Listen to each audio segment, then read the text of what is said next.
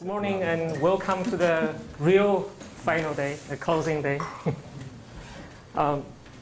So we are the team Ngram, and this is the list of our people, and you meet them all, and or either you meet them all, or you like the person is so famous you like you have, if you don't know, then shame on you. All right, so the old saying is knowledge is power. With machine learning, it seems like data is power now, and the web is one of the largest text corpora, and I'll leave you to think about kind of what could be bigger than that. However, like when a lot of people use web as corpus, the web search is kind of slow, especially if you have 1 million queries. And the Ngram data is kind of like a compressed version of the web, and the Ngrams are already proven to be extremely useful in language modeling. So the motivation for this workshop is the following. Even though the Ngram data has been available for a while, the tools for accessing Ngrams are not so readily available, and a lot of people use like grep and so on. Like it takes a long time, it's hard to find things, and it's even slower than web search. And so in this workshop we want to remedy that. And secondly, we also want to find out, other than language modeling, what else can we use the Ngram for? So this is a graphical representation of our workshop. So we have a shiny hammer called Ngrams, and we're going to find some nails to hit, and also, like, we want to, by like finding and hitting some nails, we want other people to realize and find like other nails that are around that we may not even know. So more specifically, the goal for this workshop team is to build tools for searching and exploring Ngram datasets, and use these tools to construct lexical resources from Ngrams, and further to exploit these resources and Ngrams themselves in a variety of NLP tasks.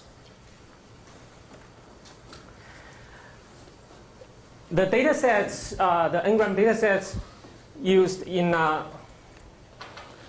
the workshop, we have like 4 sets. One is Google Ngram version 1. This came from 1 trillion text corpus, and we also created a new version for of Ngrams for this workshop. And in this new version, the sentences were deduped, and we have some sort of selection criteria. So we have like a 200 billion tokens, but the Ngrams are part of speech tag. And we also look at some other like more publicly available data sources, like the news corpora from LDC and Reuters, as well as the Ngrams in Wikipedia. The advantage of these other sources is that not only the Ngrams, the text, original text for these Ngrams are also available to the general public. So in some of our projects, in addition to just sort of the original like listing of all the n-grams, we also make use of a special form called rotated n-grams in several projects. So I will explain it here so that like each project doesn't have to repeat the explanation. So the idea is that once you sort the n-grams, it's very easy to find to use binary search to find like all the n-grams with a certain prefix. But the n-grams are pretty short. Like if you rotate the n-grams and generate every possible rotation, like say the n-gram is designed for casual trail hiking, and then we can sort of generate this rotated version, move casual trail hiking at the very beginning, and then design for sort of at the end. Like this is the separator, and the tokens after the separator should read in the reverse order. And this way, like we can have one big sorted list, and then within the sorted list, you can find you can search any part of the n-gram in this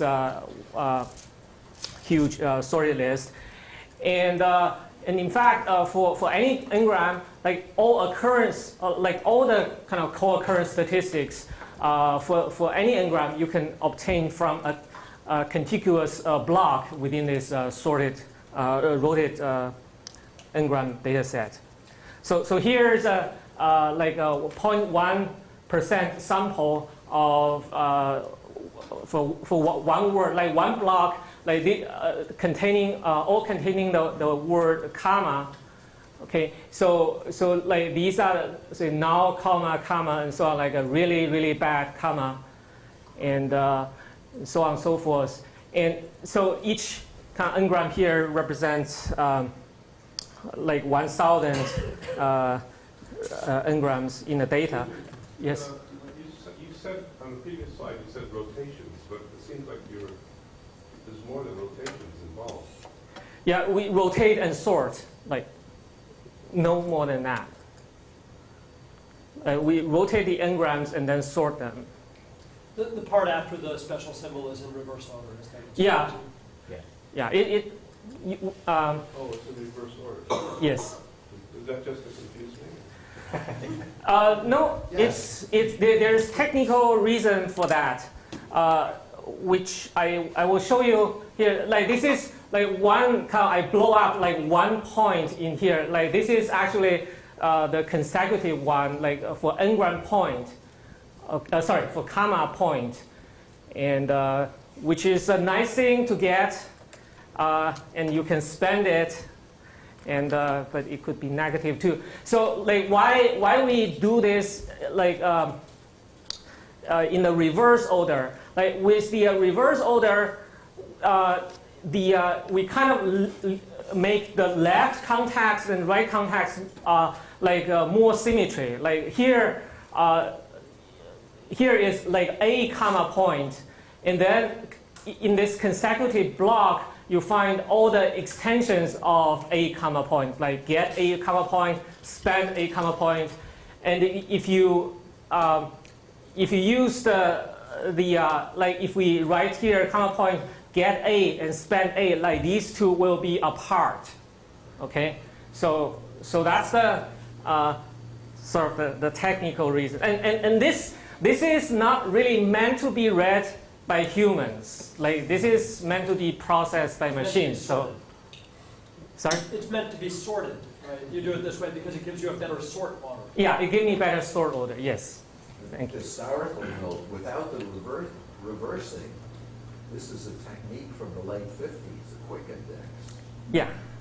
I'm not claiming this is the sort of the brand new, but yeah. All right. So next, I will summarize the achievements, accomplishments of our team members, and we have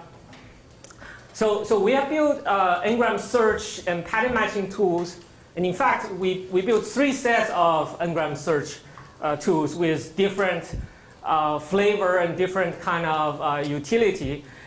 And the tools have been used and sometimes abused by our team members during the course of the project. So the software is reasonably kind of robust. At least we have confidence in that, like we feel. And we also built lexical resources that like these include like linguistic properties of millions of nouns and fine-grained name entity lists. And we also created distributional clustering of millions of n-grams. And we also have like lots of good experimental results that advance the state of the art in resolving like really hard ambiguities in part-of-speech tagging and compound noun parsing. Excuse me, the dog food is a verb? Yeah, it had been verbed. It means like in all sorts of software companies that you have to eat your own dog food. Like you generate something and then you use it yourself first before you give it to others to use. Yeah. So. To use. Yeah. Well. Internally. Yeah. By its creators. No, worse than that, by your creators' peers. Okay. And usually under some enforcement, you're not given a choice. Yes. Well, at least like a sort of a push or like, yeah. Wouldn't the past tense be dog fed? No, for the same reason that he flied out in the baseball game. It's a compliment. It's not a competition. Yeah. Yeah, All right. Moving right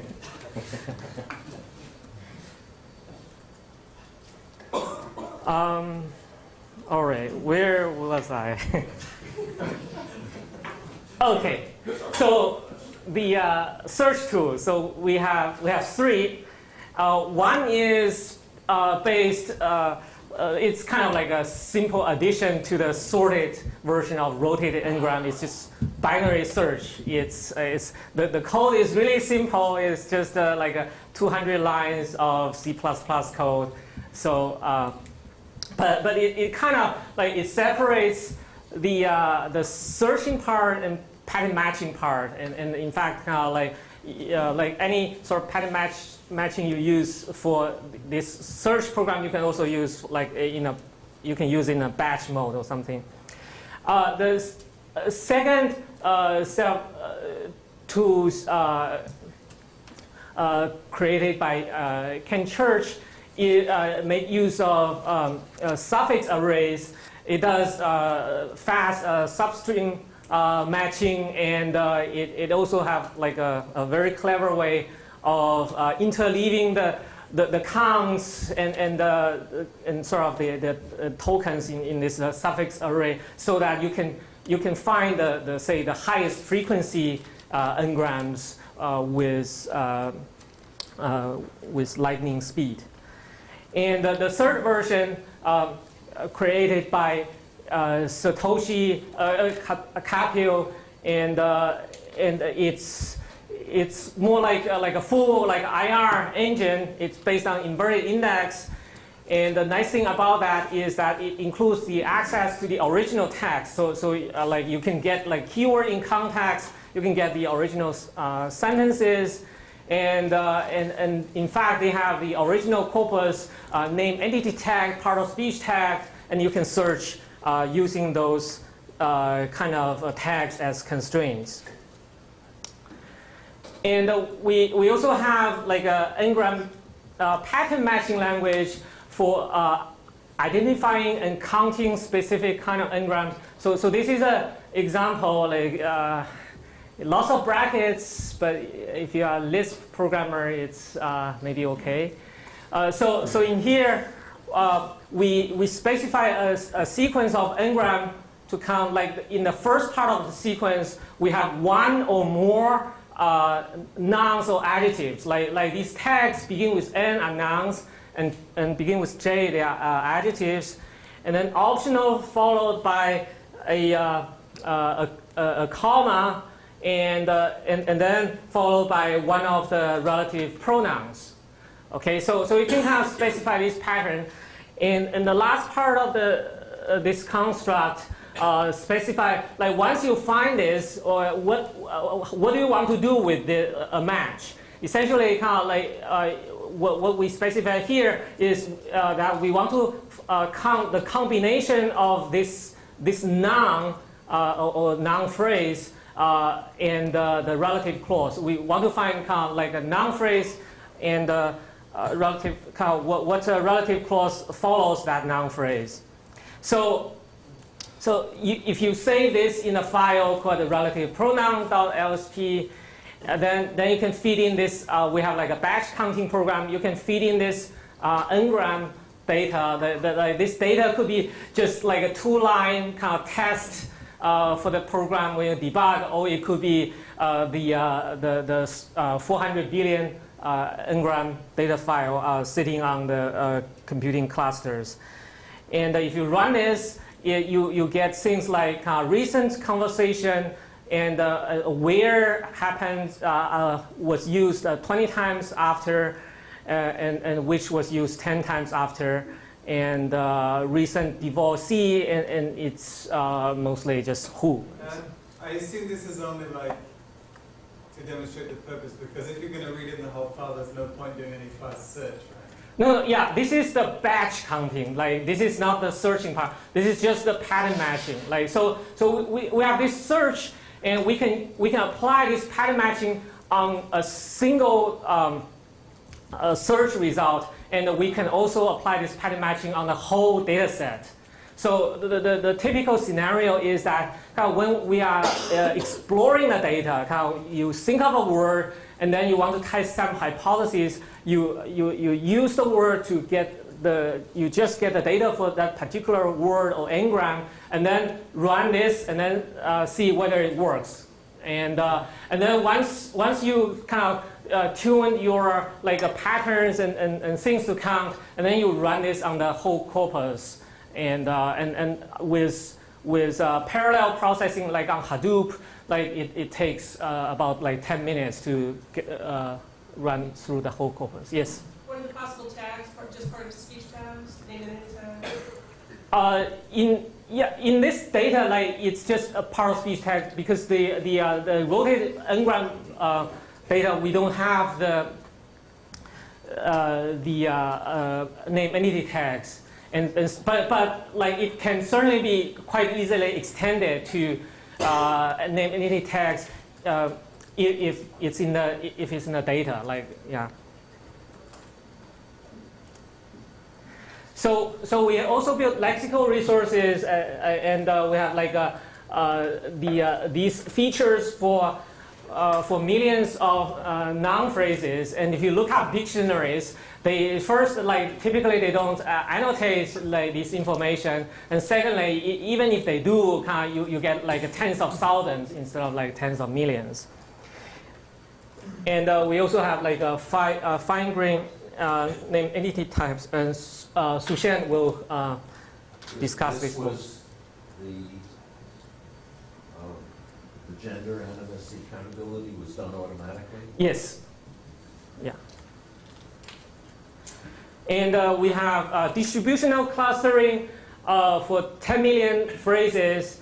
And one thing new here is that in doing this, we didn't use any external resources for phrase candidate. When I was at Google, I did something similar, but have to use, say, query logs to get candidate phrases. And we not only you will see some nice clusters, but it looks nice, but we went a step further. We use some extrinsic evaluation for the clustering, namely use clusters to resolve ambiguities in coordination and get some pretty nice results.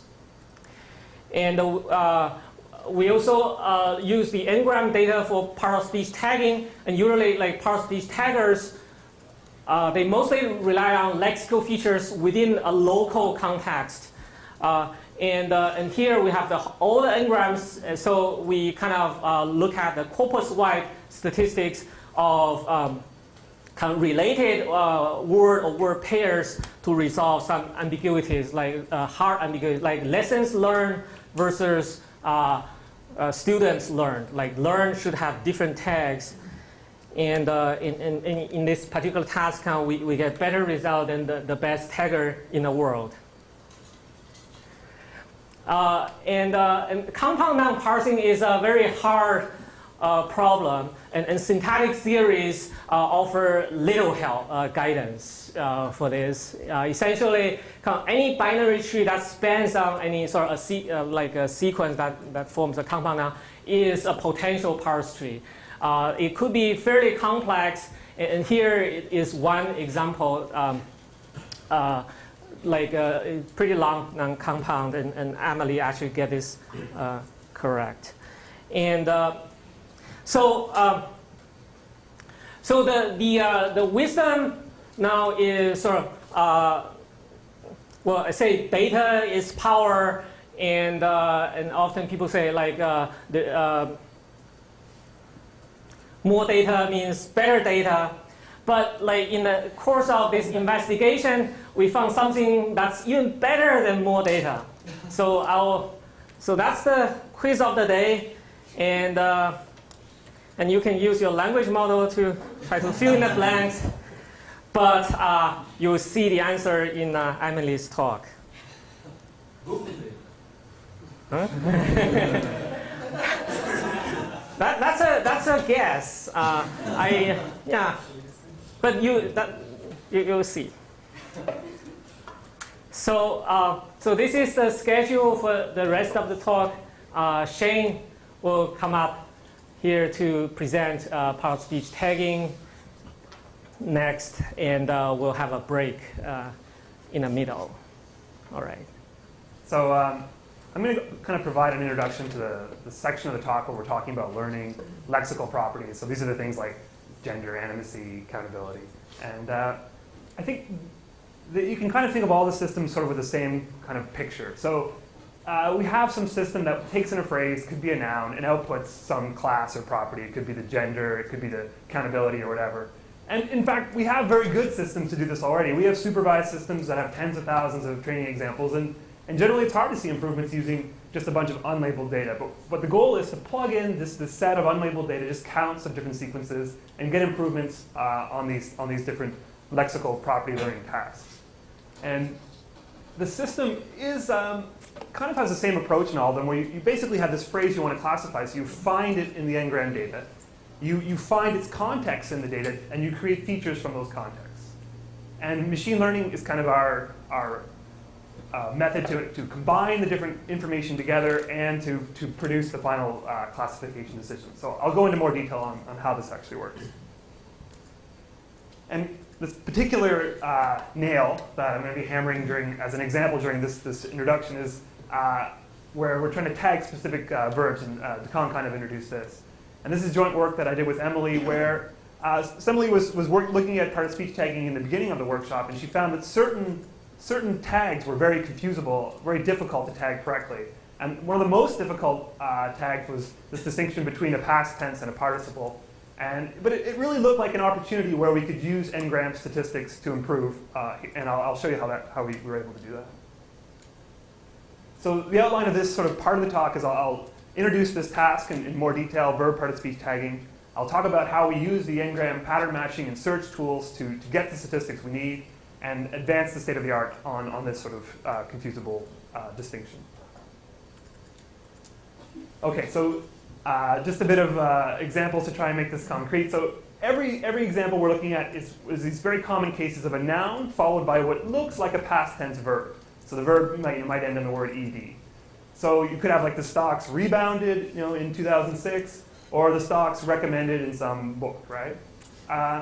And you can see in the first case, this is a past tense. The stocks are the semantic subject of the verb, right? They do the rebounding. But in the second case, the stocks recommended in a book, it's kind of a passive, right? The stocks is actually the object of the verb recommended. X, some entity recommends the stocks. And these get different tags in the tree bank.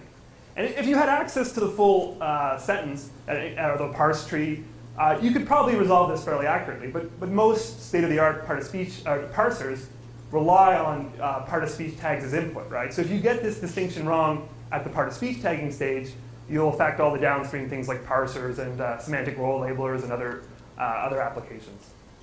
So we really wanted to see whether we could make this distinction using statistics from the Ngram data and just do it with very local context around the decision. I think it's possible for a human with training to distinguish these two cases just based on the words around them.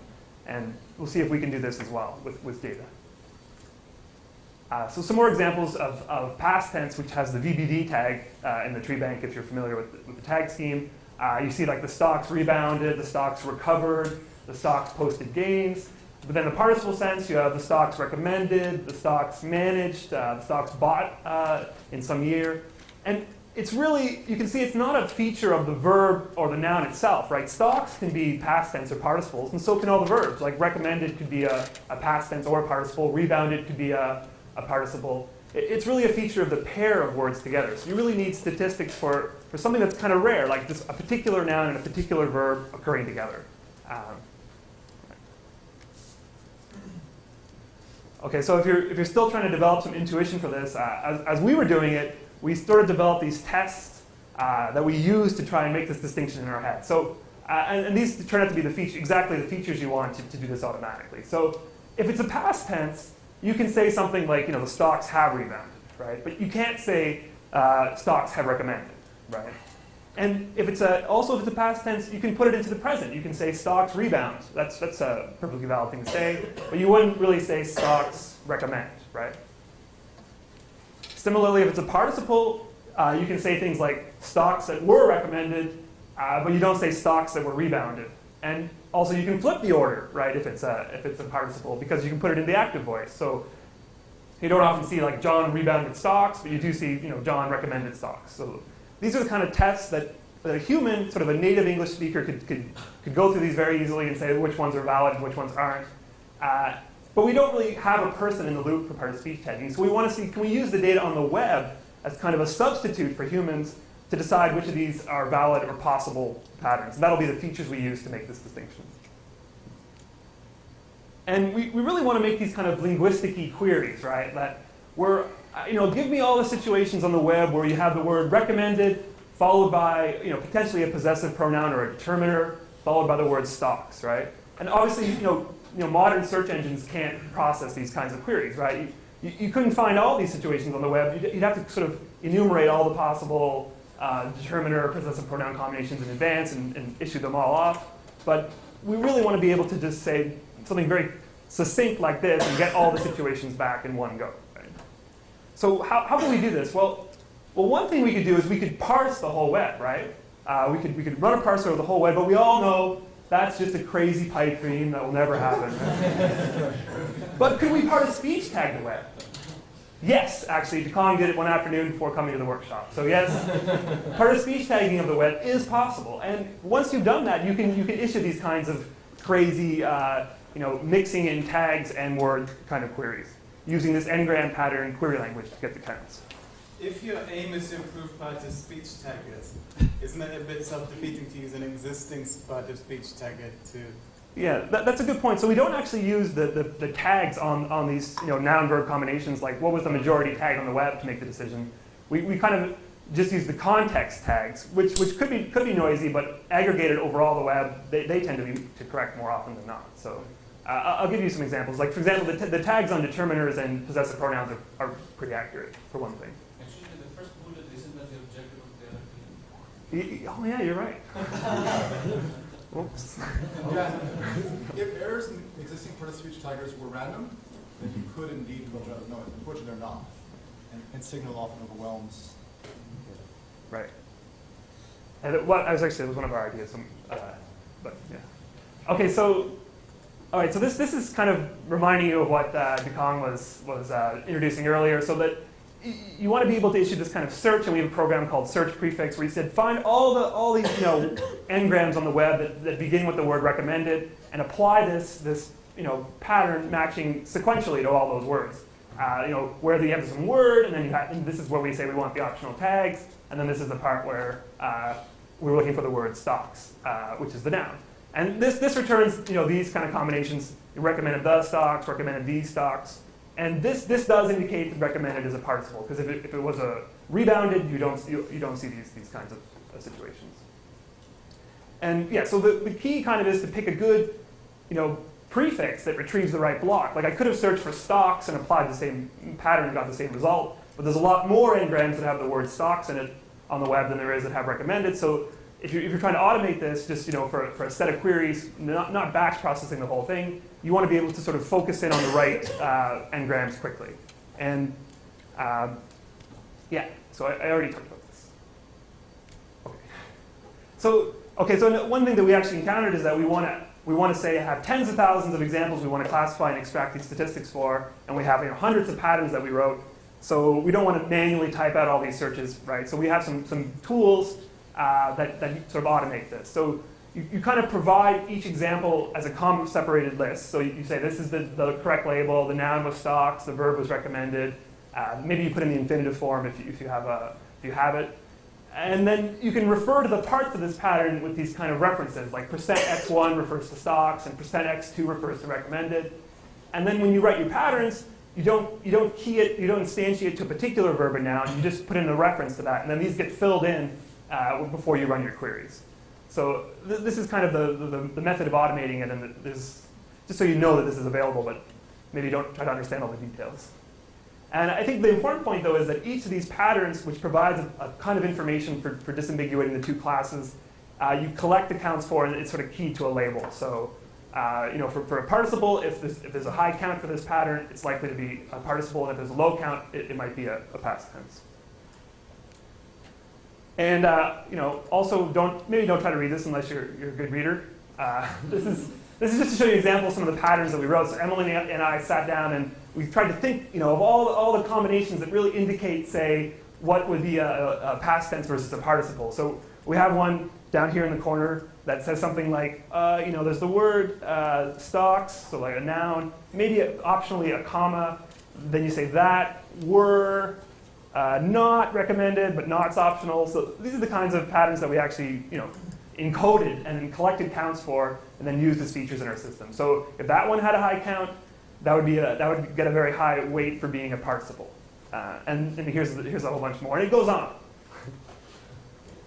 You said you didn't want to make human in the loop, but this looks like it can go out of the loop. Yeah, and smart humans too. That's a good point. No, I mean, I think that I'm going to return to this point in the future work, because there's definitely a way to automate this. Because I was just thinking, is every VBD also every word that has a VBD tag, does it have to have is it always a candidate for a VBD tag? You always find examples in the other way around? No, there's some. Because what I would then do is I would pick a word that can only appear as a VBD and hope that I can somehow automatically find out the same for VBD. That's how you do it.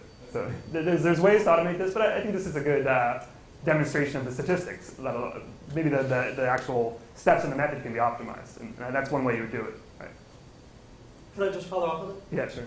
So maybe this is in our future work, but this seems like, in principle, it would be a great opportunity for bootstrapping, where you've got one pattern that's able to distinguish recommended stocks from the two possible interpretations of stocks recommended. And then you'd like to, once you've used that to distinguish some candidates reliably. A bunch of noun-verb pairs, then look for other patterns which were capable of making the same distinctions and so forth. Now, I'm not aware of people who've done bootstrapping on like interesting regex kind of patterns, but it always seemed to me to be a great application for regex induction. And this, I mean, it would be really neat if we could do it. Oh, yeah, that's good. I'm not even going to show my future work slide now. This is perfect. These are good. These are very good ideas for future work. So thank you. Okay, so so the tools we have, kind of just back to the details, are we have ways to sort of automatically pick a good prefix, so you end up searching a smaller block of the data, and just returns results faster. And as I said, a good prefix sort of it matches a smaller block in the n-grams than one that doesn't. And we have tools that basically allow us to extract these counts and just it's all just automatic. It goes into an SVM and we can train it and do classifications and get results. And this allowed for a really kind of fast development cycle, but it wasn't quite fast enough. And after hearing the talk yesterday, I added various optimizations to my system. We put in some pointer swizzling, and this worked really well. We also did some array boogling, which also proved to be very effective. And even a bit of object bloofing also helped a bit. So the details are very technical, but yeah. So this is some other optimizations we've recently added. Okay. So yes, and this sort of this pipeline of tools has been applied to other tasks. Are also very complicated. This sort of pipeline of tools has been applied to different tasks, and you'll see some examples today of the gender and animacy work by Hang, and it's been work on ordering adjectives, which you won't see because of time constraints, and there's also some work on counting mass nouns by Rachel. That's very interesting. Okay, so I'll just show you some results on this actual task. So we had like 23,000 training examples of this combination of noun, verb, and then the correct tag from the tree bank. And we had about 1,000 examples for development and 1,000 examples for testing. And these features, so these counts of these different patterns were used as features in our system, but we can actually produce a state-of-the-art system sort of emulating the kind of features that a typical part-of-speech tagger would use. So we had features for the capitalization of the noun. So if a noun is capitalized like John, it almost always is followed by a VBD. Also, if it's a said verb, these verbs are almost always VBD as well. So like, blah said, blah announced, they're always past tenses. And we also had features for the noun itself, the verb, the noun-verb combination, the previous word. So in this case, we'd have a feature for the word that occurred before stocks and a word that occurred after the period. And with these features, we're actually able to produce a state-of-the-art system for classifying past tense versus participles. So here are the results. So the baseline, always speaking past tense, does fairly well. It gets about 89.2% accuracy. And these other features I talked about really do a good job. They get you most of the way there to 95.8%. But you can reduce the remaining error by about a third by including these statistical features. I think this is maybe not as impressive as you might have hoped. I think this is a common theme to a lot of our tasks. You don't get all the way there with n-grams with these sort of unlabeled data, but it does help you sort of reduce the remaining amount of error significantly. And this is a significant, statistically significant improvement. And also I should say that our previous, even just the previous features we had does compare with the state-of-the-art Stanford tagger on this distinction, but adding the n-grams improves performance a lot more over this level. And one question I got asked, like doing an earlier version of this slide, is what examples do the n-grams actually help on? So what are the ones you can get right now that you didn't get right before? And I learned something. There was various lessons learned from this example, and this is one of the ones that I learned. Lessons learned is a participle. But if you look at the training data, lessons is almost always occurs with the past tense in the training data in the tree bank. Well, it does always. Once, and it was past tense. Learned occurs almost always as a past tense in the tree bank as well. So that's a good indicator that lessons learned would be a past tense. But if you actually look at the information in the n-grams, there's lots of evidence for it being a participle. You see like lessons that were learned thousands of times, lessons which have been learned hundreds of times, and even stuff like he learned his lesson occurring hundreds of times. So these kind of, if you haven't seen it in the training data, it's better to rely on these kind of statistics to recover from sort of just blindly guessing. And that's kind of a lesson that n-grams help with. These are patterns that you can decode. That's right. Because I was thinking you might have discovered lessons learned by, which would be a good way to. Yeah, so one of the patterns is the word by occurs after it. But it's not actually a very powerful pattern because you have like, stocks jumped by 10%, or lessons learned by the end of the semester. So we had patterns actually where we tried to restrict the next thing to start with a capital alt letter and stuff like that. So this is where this is where regular expressions might actually help, like learning. It's not just the word by occurs next to it. It also depends on kind of the shape of the word that occurs after that. So okay, so just to conclude this section quickly, the n-grams make a state-of-the-art system even better, and these tools we developed really allowed us to quickly, develop the system, get state-of-the-art results on a variety of tasks really rapidly. And there's been talk now, obviously learning these patterns by hand, and Maybe we could apply these kind of learned like bootstrap patterns to other disambiguation problems where we're not using it as sophisticated statistics. So Emily's going to talk about noun compound bracketing, and maybe even these kind of automatically learned patterns could help in like full syntactic parsing. So I will now turn it over to questions. Yeah. So I have to say, I was really hoping that the array Googling would get you up to 100%. And so I wonder if you could say anything about the complement to the previous slide. In other words, the remaining 2% that you weren't able to fix with n-grams. Yeah, that was. I might actually hope that everything's in the corpus with the appropriate disambiguators. Well, I mean, the easy answer, and this is another question I was asked, was what about the remaining errors? And I think the easy answer is that the tree bank was only tagged to 97% agreement. So like the remaining errors may just be ones that aren't quite, they're not even possible to get. And some of them do look like they were tagged incorrectly. But so it's not just that the data was sparse or something. No, like, but there is like, and it's also true that there is a sparsity problem. I think that is another kind of lesson we learned, is that not everything is in the n-grams. And I think if I were to plot like maybe Emily's going to show, you would see that if we had more data, we could push this a little further. Could clustering also do that? Yeah, clustering could also help generalize from the limited training data. Yeah, it's a good point. I have one more term that you can do this. I've already been asking. Well, I was going to say, gee, looks as if some of it might be done with co-location pairs in a window of 5, 6, rather than having to go look for patterns. No, I think that that's a good point too. If I were to build another lexical resource that on the power with n-grams, it would be like sort of skip n-grams, where you could skip over a certain amount and get the statistics for those things as well. And I think that's a resource we don't have on this scale, but could be built. I have a thought on that line there. What I was going to say is you should repeat your experiments. You have got up to 5 grams right now. Yeah. So repeat them with only trigrams and only 4 grams. Right. And that will give you a clue about what that extra window is getting you. Because if you're already getting everything you want out of trigrams, there's no point expanding the window, because that shows that inherent. Emily's going to have something to say. Whereas if you keep So the n-grams that you were using for these experiments, were these the full Google n-gram data, or were these extracted strictly from the tree bank? No, the n-grams were. This is definitely from the full Google data, right. Part of speech tag Google V2. So did you try rerunning? Right. Sort of rerunning your experiment after? So you said you used an existing part of speech tagger to learn the patterns. Yeah.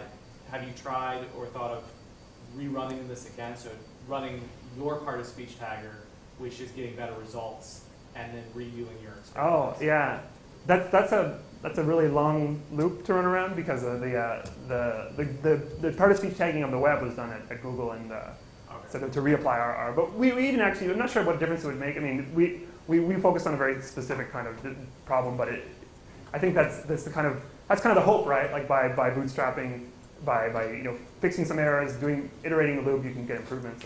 But yeah, we didn't tackle it.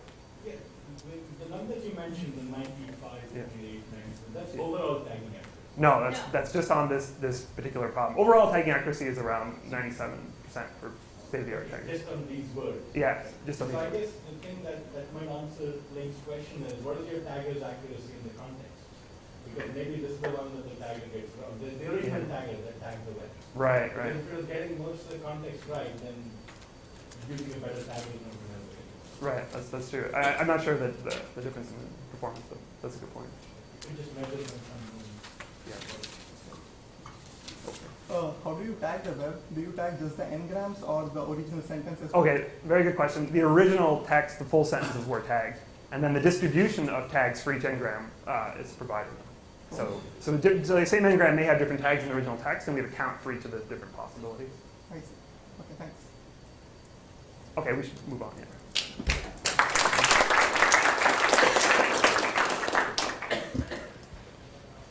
Okay, so, Shane says thanks. Okay. My name is Emily Pittler. I'm a graduate student at the University of Pennsylvania, and I'm going to talk about compound noun bracketing. So again, this is another one of the nails we are going to try and apply n-grams to. This is work I did with Shane. And so noun compound bracketing is difficult problem for parsers, and we're going to use biolexical statistics from the n-gram data. So compound nouns. Classically, this has usually been described as a 3-word problem where you have to choose between a left bracketing or a right bracketing. So if you have a backup compiler disk, you have to decide, is it a compiler disk that's a backup, or is it you have a backup compiler and you have a disk for it? Okay, but naturally, really these noun phrases could be much longer. And so if you have, it could be 4 more words. So if you have its remaining mortgage loan origination operations, you have to decide that mortgage loan should be bracketed, and then mortgage loan origination should be bracketed, etc. And so this problem is hard because the number of bracketings really grows exponentially, and really any of the parse trees are possible for different sequences of nouns with the same parts of speech tags. And it's also hard because another hard syntactic ambiguity problem, conjunctions, is sort of embedded in this task. So if I have French television and movie producers, I also have to be able to resolve that television and movie should be conjoined, not French television with movie producers. So the tree bank actually leaves noun phrases as flat, and they don't bracket internal structure. So we've been using this really great data set that I really recommend by Madison Curran and James Curran on the parsing team, that has annotations of all the noun phrases in the Penn tree bank. So it's a lot of annotations, and it's really well done. I think their inter-annotator agreement is 98.5, and all the ones I've been looking at I agree with. So, and it's nice because it has realistically occurring noun phrases, and they can be just as long as they have to be that they occur in the tree bank. So here's an example of a consecutive sequence of noun phrases that occur in our test set, so you can see the sorts of problems we have. So for example, to get biotechnology research and vaccine manufacturing concerns, you have to bracket biotechnology research together, and you have to find that the conjunction conjoins biotechnology research with vaccine manufacturing. So there are some of these short things like executive vice president, but there are also long things mixed in. So by the way, we get all of those right. Can we back up one thing? Yeah. In the very first example, is there a reason why and is not floating free in between? It seems to have been bracketed with vaccine. So that's a good question. So we force everything to be binary trees. So if you have a conjunction, it looks like it goes first argument and second argument. And what do you mean if you have a comma separated with an and in the end? So I guess I should explain this. So in the annotations, what they did is they annotated any non-right bracketing, and then they said anything that's not annotated you should assume is right bracketing. So what we did is we then added in the implicit right bracketings. So if there's an example there too with the list, right? Industry, comma, science, and technology. yeah, so this is a full right bracketing. So we go industry, comma, science, and technology. Okay. So we set up the task so that we'd be able to produce output that a parser can use. So if our input is French television and movie producers, we set this up as several individual classification tasks. So we would make a classification task for each cell of this matrix. So the way to read this is the probability of putting a bracketing around French and television, and so going from the word on the left to the word on the top, and this would be the probability of putting a bracketing from television and movie producers. Okay, and then so we set this up as a classification task. We run into our SVM, we make our predictions, and then we run a standard CKY parser to get the most probable parse, so French television and movie producers. Okay, so in prior work, you can talk about what's known as the adjacency model or the dependency model. So in the adjacency model, you'd compare the counts of the words that are next to each other, so the first and the second word versus the second and third word.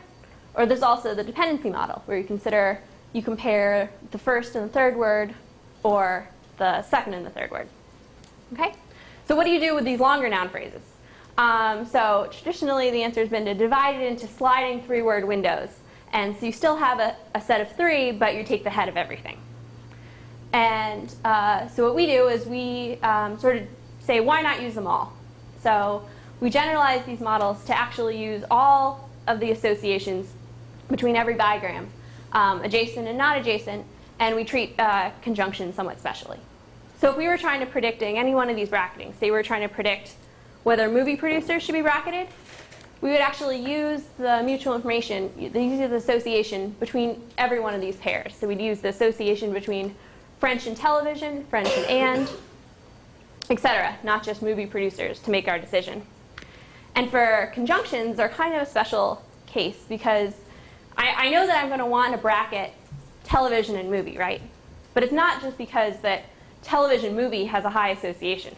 That would make me more think of, made-for-TV movies.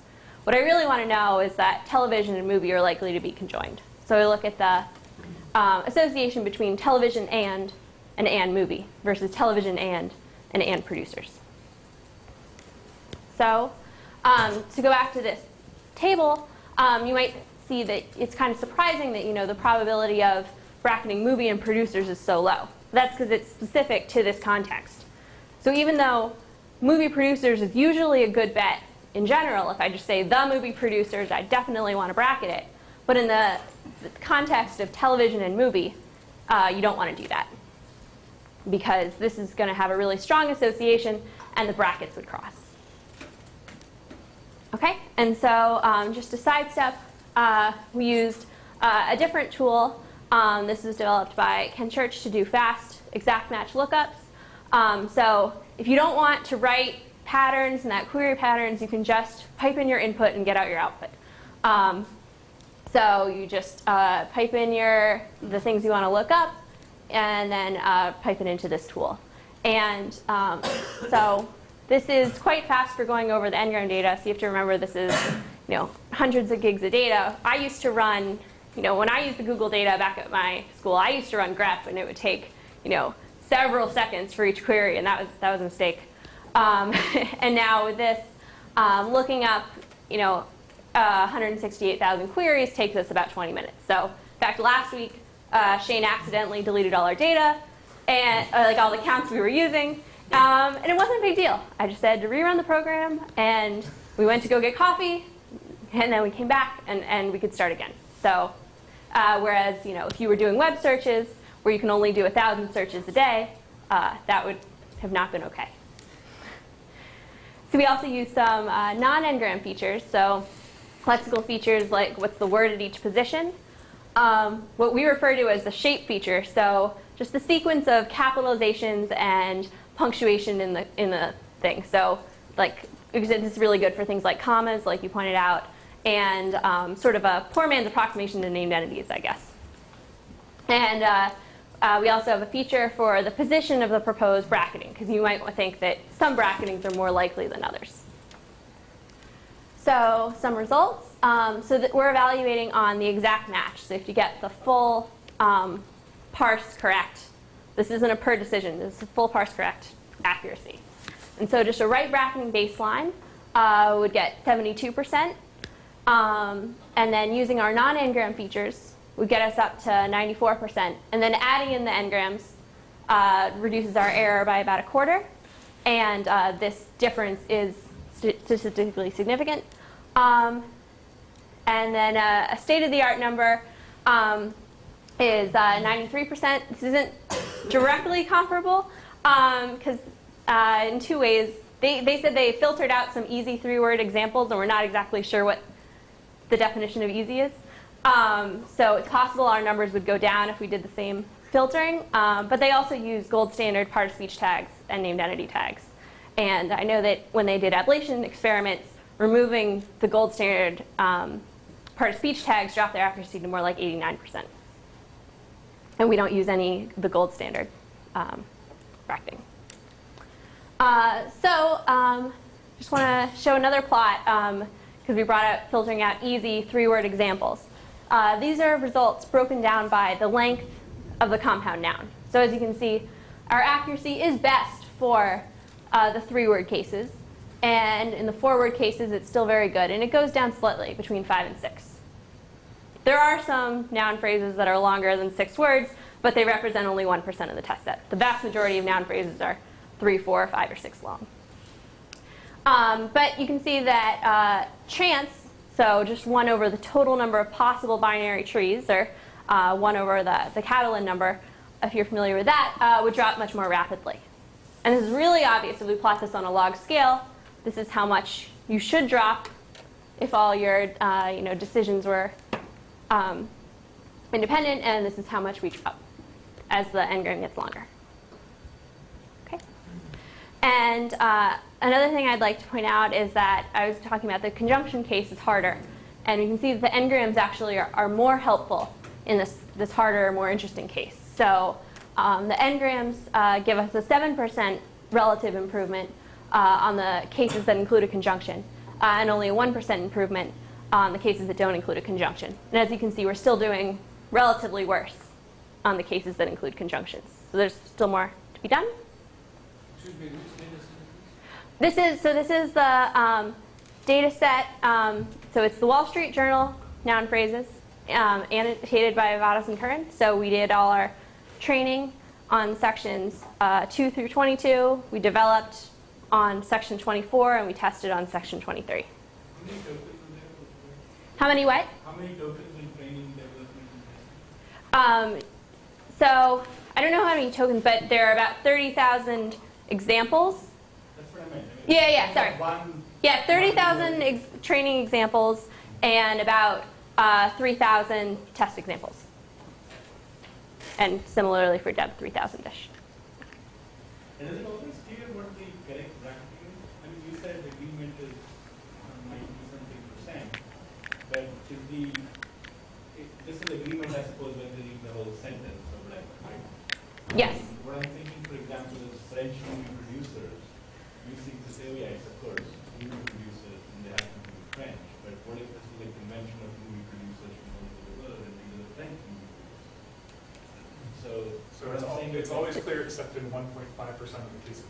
No, what I'm saying is that's at the sentence level for humans. I'm saying if humans were given n-grams. No, when they annotate these compound nouns, it's within the sentence context. That's what I'm saying. So You're just saying the system's at a disadvantage. Humans might actually have more hours if they were facing the same situation as the system. Right. So if like humans like these just the noun phrase. Just the noun phrase. I don't think it would make that much difference. Since David brought a whole bunch of these ambiguous cases to supervision meetings, a lot of the time we didn't look at the whole sentence. So I don't think that it would make that much difference. You might be talking 1% or 2. But if you go from 98 to 97%, you're suddenly within 1%. Oh yeah. Yeah.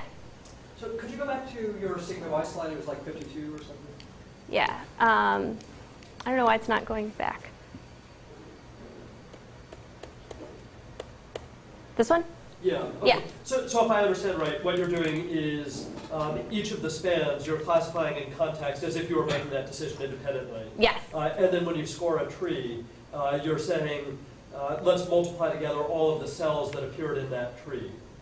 Yes. Okay. So I wonder, shouldn't you also multiply in 1 minus all the cells that didn't appear in the tree? You could do that efficiently by, instead of using 0.15, using an odds ratio, which is 0.15 over 0.85.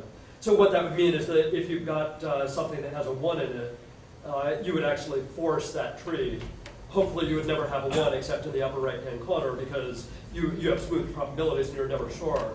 I mean, modulo the fact that this is kind of fussy using and making weird independent assumptions anyway, it might be better to use odds ratios. Okay. We could try that and see if it is better or worse. Because I mean, you're right. Like we are making these decisions, and then we're doing something else. Like what we're optimizing is not the final result. So it could be that changing the intermediate results would lead to better. Okay. So now I'm going to get to, in a couple slides, I'll get to the answer to the quiz. So this is a slide you're probably familiar with from Banco and Brill, that more data is better data. So on the x-axis is millions of words of data, and each line is a different learning method. And this is their accuracy. And as you can see, as the the learning methods all start out very different, and then as you get more data, they all go up and they change the order and they get closer, but in general, the trend is up. More data is better data. Okay? What? They were doing contextual spelling correction, so knowing they versus their. So it was really easy for them to get more labeled examples, because you just find correct instances of text and then change the spelling. So, okay. One thing that people have often asked us, as you might know, the Google data has a threshold. So it's not every n-gram ever that occurs on the web. Because if you have every n-gram, it's actually not going to be a compressed version of the web at all. It's going to be the same size as the web. So the Google version 2 data actually has a cutoff of 10. So it's only the n-grams that occurred at least 10 times. So we can make a similar plot of more data equals better data with different thresholds. So this is our threshold of 10. This is our final accuracy. And then we can pretend the threshold was higher and higher, and which would give us less and less unique n-grams to use and see how that affects our data. So, so on the x-axis, this is a slightly different number. This is the thousands of unique n-grams. So this would correspond to, I can't multiply anymore. Okay, but anyway, I think we have. 4 billion. Yeah, 4 billion. Yeah, that makes sense. Okay, yeah. So the top number is 4 billion different n-grams. Okay, and if we made the cutoff more strict, our performance goes down. Okay, so we have a couple different sources of The y-axis was showing the accuracy of of our compound noun bracketing. Yeah. So as you know, Dakong said, we have a couple different sources of n-gram data. So everything I've showed you so far has been using this Google version 2. But we also have Google version 1, which is made up of more like 1 trillion tokens of the web instead of just, 300 billion. And we have this tiny news corpus. This is just made up of gigaword and then several other data sets combined to make only 3 billion tokens. So this is really tiny. So you'd think that the performance should go down. This is about 100 times smaller than Google V2, so you'd expect it to be much worse. And this is about 10 times as big as Google V2, so you'd expect that to be much better, right? So I'm going to plot these.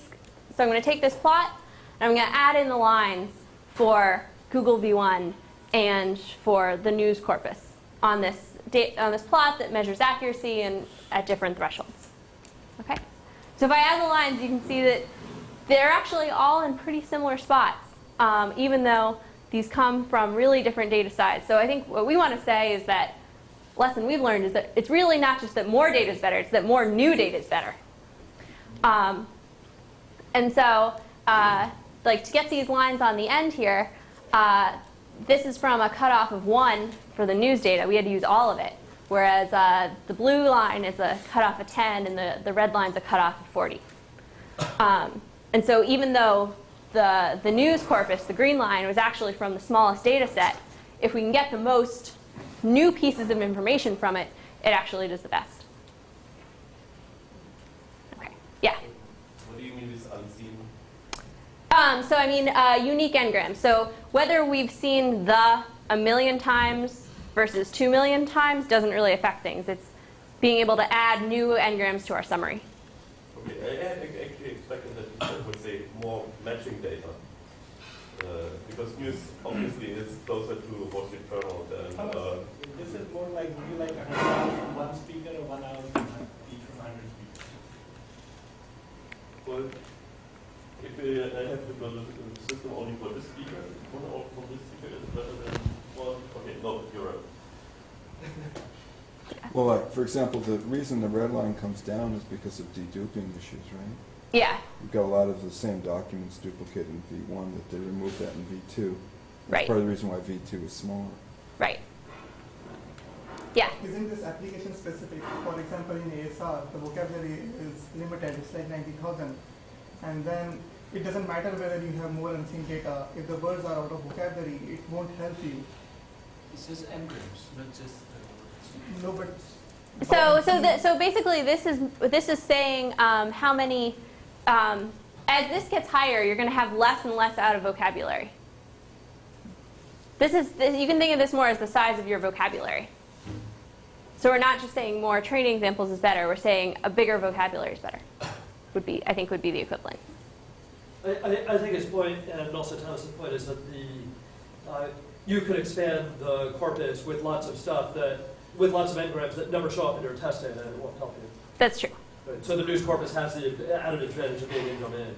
Right. I'm a little confused, though, still about why you're able to get as many unique n-grams from the news corpus as from the Google corpora, given that it's so much smaller. I mean, isn't the news corpus like a subset of the Google corpus? No, because it's lower cutoff. Like in news, there's no cutoff. Thank you. Okay. Yeah. Sorry. So this has a cutoff of 1, so really no cutoff. No, I got it. But this has a cutoff of 10, and this would have a cutoff of 40. Okay. So the corpora are actually maybe about the same size in terms of number of tokens? Yes. But the news data has a larger number of types. No, the opposite. Sorry. It's a cutoff. yeah. So at this cutoff, this is the same number of types. Cutoff, she could put them on the same axis. Yeah. So if the corpora, like the green versus the blue corpus, right? Let's say their size is 1:10. So it would be like saying, take the news corpus, set a cutoff of 10, and then multiply all counts by 10. That's what the Yeah, as long as you don't think domain matters, but no, exactly. yeah. I mean, that's basically what's going on. So the blue line, even though you write it out in terms of number of unique n-grams, the fact that it's 10 times bigger skews all the counts by a factor of 10. So that you don't get the same. So the blue line is actually like token wise is like 100 times bigger.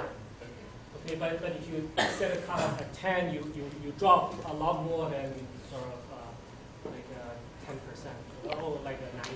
Yeah. So to phrase it another way, this bar graph is by token. So they're very different by token. But when we graph it by type on the x-axis, all the lines end up pretty close. Yeah, like these 3 different corpora, in the end, they have the same number of unique n-grams. And then they sort of perform similar, essentially. Yeah. So it's very interesting how you play with the different thresholds and accuracies. So you looked at the token frequency and type frequency. And I was wondering whether it would be helpful to take a look at document frequency. If you could either create artificial document boundaries if you don't have them, or if you in your news data you will have document boundaries, right? So, and then we'll have another kind of parameter to play with. Yeah, we could do that for the news data. The Google data, I'm kind of hurt by not working at Google. So I don't have access to the original. But even for news, once you get n-grams, the n-grams themselves don't necessarily have document frequency? Yeah. Yeah. Do you use the same threshold for all n-grams, that is unigram, bigrams, so on? Yes. Okay. You don't do any smoothing when you compute probabilities. Which probabilities? I mean, when you create the stable.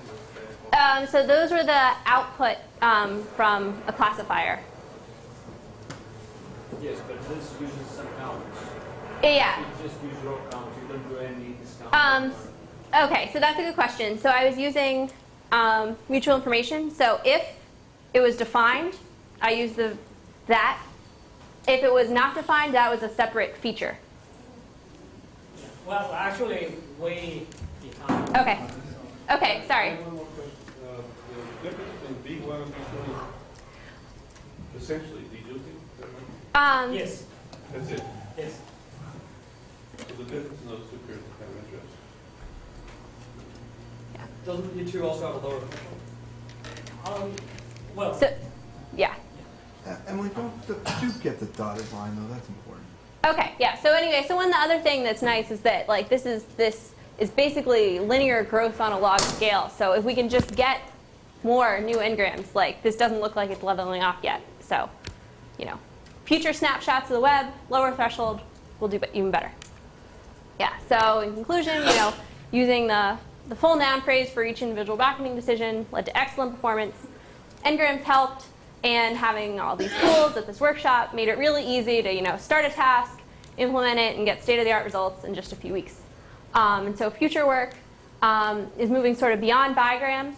I was actually just really using the bigram statistics. I had the trigrams and 4grams and 5grams in there, but I tried taking them out on the dev set, and we didn't do any worse. So when we moved to the test set, I only used the bigrams, but presumably there's a way to use that.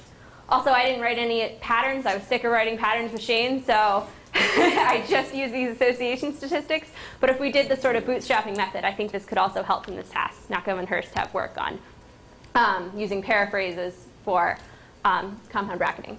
Also, I think this sort of approach could work for conjunctions outside noun phrases, other syntactic ambiguity tasks like prepositional phrase attachment, and maybe full parsing someday.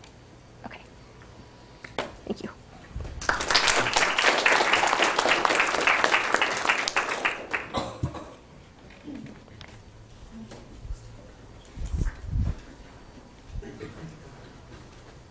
Alrighty, I'm Rachel Lathbury from the University of Virginia.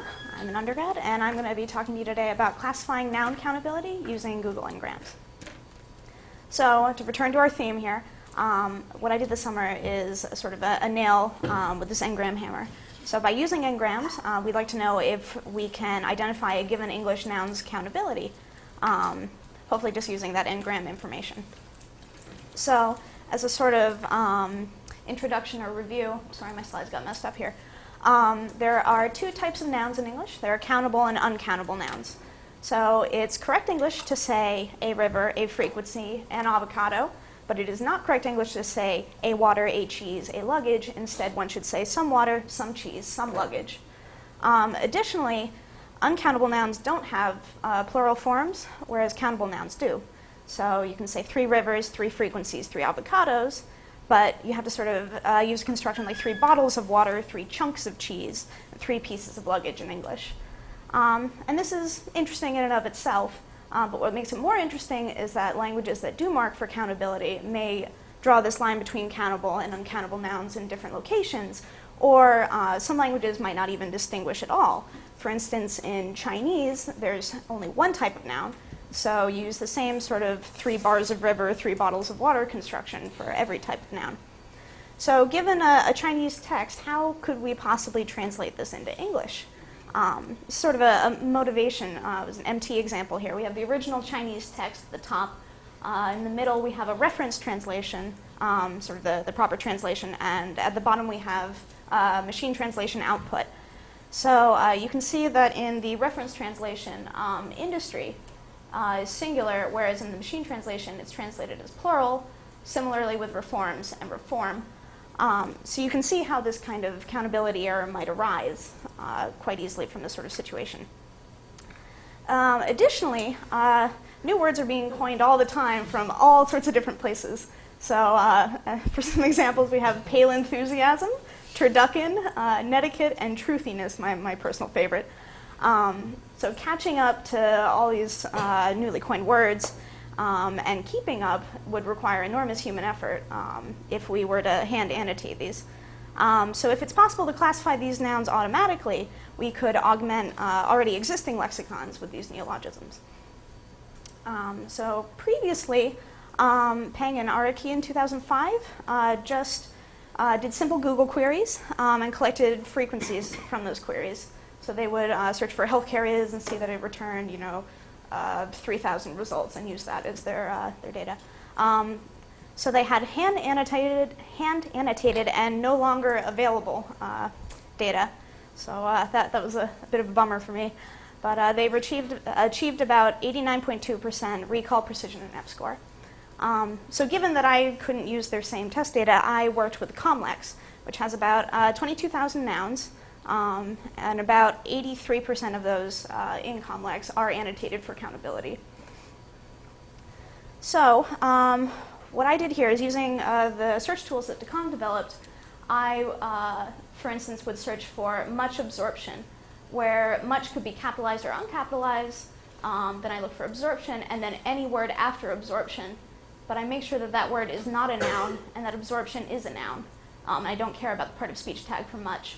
And I made sure that this word here was not a noun so that I could ensure that absorption was not prefixed to a larger compound noun. So then I took the frequencies that I got from these, and I placed them in a table using these different features here. So much, many, less, fewer, some, and the list goes on. So I did these for my nouns from Comlex. And I arranged these features purposefully so that they were contrastive. So much is going to be a feature that's typical of a countable noun, whereas many is going to be a feature that's typical of an uncountable noun. So hopefully by making these sort of pairwise distinctions between much and many, less and fewer, etc., we could classify these nouns as countable or uncountable. So I would take the frequency of much water and divide by the frequency of much, and get the frequency of many water, divide by the frequency of many. And these divisions are sort of to help normalize, because if you can see here, the counts for A and N are huge. So I didn't want to bias in any way towards those. So I achieved a precision of 95.4% on a test set of over 1,500 nouns with an F-score of 91.5%. There were 65 nouns that I couldn't classify, and 172 that I couldn't classify, and 65 that I classified incorrectly. These 172 were frequently, well, they were often very infrequent nouns, so it was difficult for me to find them at all, even given our large amount of data. Of these 65, though, you can see my error analysis here. Many of these words were errors due to polysemy. So alcoholic in our Google data is always part of speech tagged as an adjective, so it was difficult for me to find information on it as a noun. Some words had unusual plural forms, such as amoeba and syllabus. Some of them were incorrectly annotated in Comlex. So for instance, bourbon was marked as countable, whereas whiskey was marked as uncountable. That distinction seems pretty arbitrary to me. So there were also foreign words that were difficult for my system. Some very low frequency and, in my opinion, very strange words like agnail and nitro chalk. They're in Comlex, I swear. There are also some interesting cases of common phrases which would throw my system off. So for instance, Shakespeare's play, Much Ado About Nothing, made it very difficult for me to categorize ado as a countable noun. And 44% I got wrong, either because these are just strange words I believe as well, or sometimes it's just my fault. So given all of this, I thought that it might be interesting to look at some previous work on supervised methods. So Baldwin and Bond in 2003 used a k-nearest neighbors classifier. They used Comlex as well, and a commercially available Japanese to English translation system that, once again, was not available to me. They extracted their features from part of speech tag, chunked, and fully parsed version of the British National Corpus. And from all of that, they got about 1,200 individual feature values and achieved 94.6% accuracy. So I, on the other hand, used Shane's sort of nice interface for doing machine learning. So I had an SVM classifier, and I used only Comlex. Oops, sorry. Skip ahead there. I used only Comlex, and I extracted my features, unsurprisingly, from our Google Ngram data, which is part of speech tagged, but it's not chunked, it's not parsed, and we only have unigrams to 5 grams. So I ended up obtaining over 4,200 feature values, but most of these feature values were from suffix information. So I could take a word like activism and find suffix of length 1, suffix of length 2, suffix of length 3, which is really the sort of interesting one here, and suffix of length 4 for each individual noun. So I used different numbers of features to form different models. So I have a model with only 60 features and achieved about 93%, once I added suffix information, that did help me quite a bit. Using 96 features, by the way, these 60 features are the ones that I used in the unsupervised methods. So once I got to this point, I had features that I thought wouldn't have worked as well in the unsupervised methods that I could now use. So for instance, there were ambiguous features, so features that could be used with either countable or uncountable that I would have had a hard time weighting with my unsupervised methods. So overall, I got about 94% accuracy, which is it's pretty nice. And I would argue that I got sort of similar performance using less sophisticated data and less sophisticated sort of features for all of this work. So it's interesting to see how my model ended up performing over time. So on the x-axis here, I have the noun rank by the frequency in n-grams. So this would be the most frequent. And over here is like the 6,000th most frequent of my test set. And the f-score of the model based on that one noun, those first 159, 317, et cetera nouns. So you can see it's pretty rocky at the beginning, but that's not entirely unexpected. A lot of those frequent words were ambiguous, such as well, make, and need. They can all be nouns, but most of the time they're probably not going to be. And additionally, if we're going to sort of look at the practical approach here, lexicons already have information for these most frequent nouns anyway. So while it's not great that I'm getting them wrong, it's not absolutely devastating. So I would argue that my system's robust against infrequent or rare words, and that it could be good for this kind of lexicon augmentation. So to conclude, to keep us on track, n-gram data can help us classify countable and uncountable nouns automatically. More data can mean less feature engineering, rather. So this is much cheaper, less costly for humans. This allows for lexicon expansion, MT error reduction, which I hope to do in the future. So I think it would also be nice to automatically annotate nouns for countability in COMLEX that weren't annotated before. The distribution of what's annotated and what isn't seems to be arbitrary from what I can tell. Perhaps it's not, but I would love to hear more about that. I also think it'd be interesting to test on some newly coined nouns. So I have the numbers here for truthiness.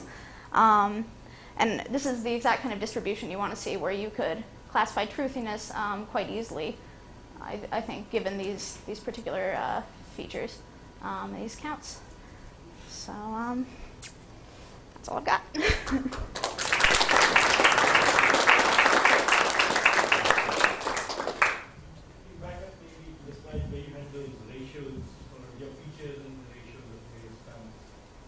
Tell me one. Yeah. Okay. So I think I asked you this before in some meeting. So if you think that much versus many will distinguish water. Right. So what you want to know is how often does water appear with much and how often does it appear with many, and look at the ratio of those. So I would think that you want to divide much water by n of water and n of many water by n of water.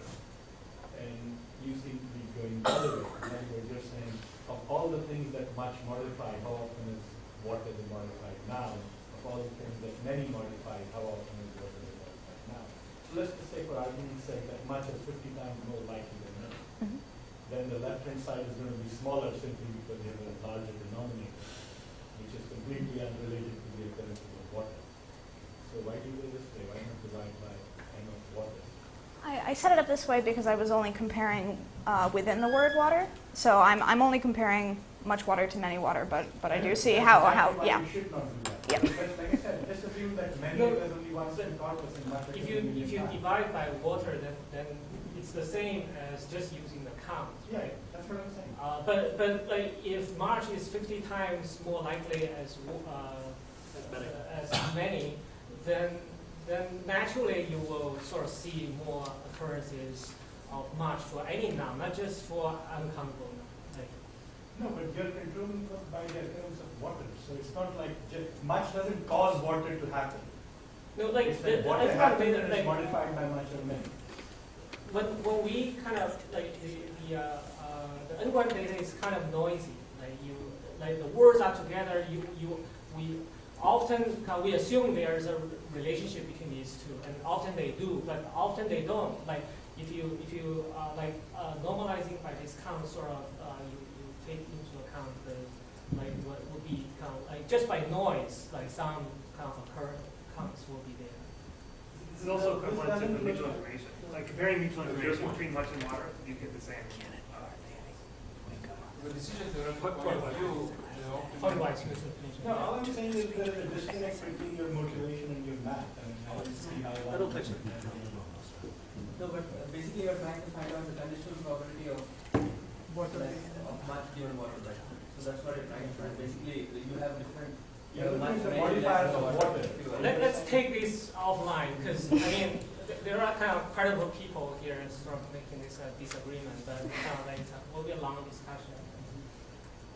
So when I looked at this previously, one other factor that I found to be useful was whether or not the noun in question was ever found without any modifiers, so was it ever found bare?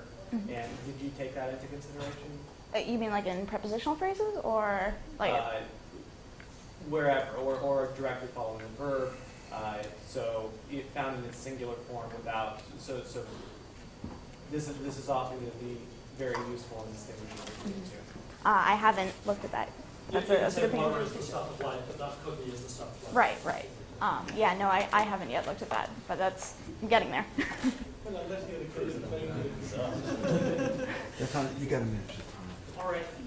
Thank you. Thanks.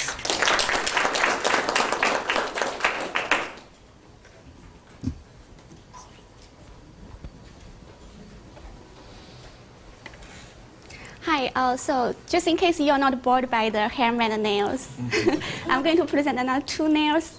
So this is also another application to improve mention detection and pronoun resolution. And so far you have seen that all kinds of knowledge we got may improve supervised learning methods. But here we are more interested in how far we can go by using completely unsupervised learning.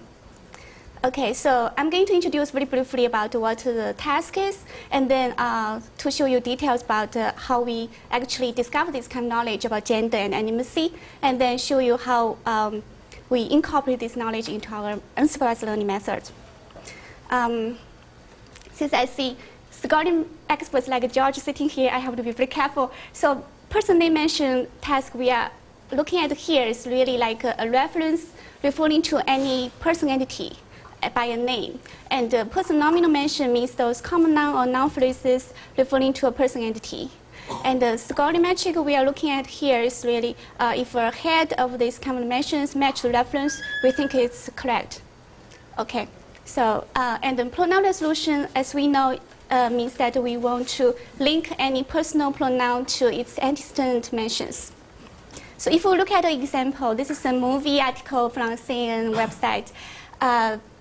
So a person name mention detection task is to identify things like Abby, Mike, and like these phrases. And the nominal mentions are more like identify producer, boss, woman, and so on.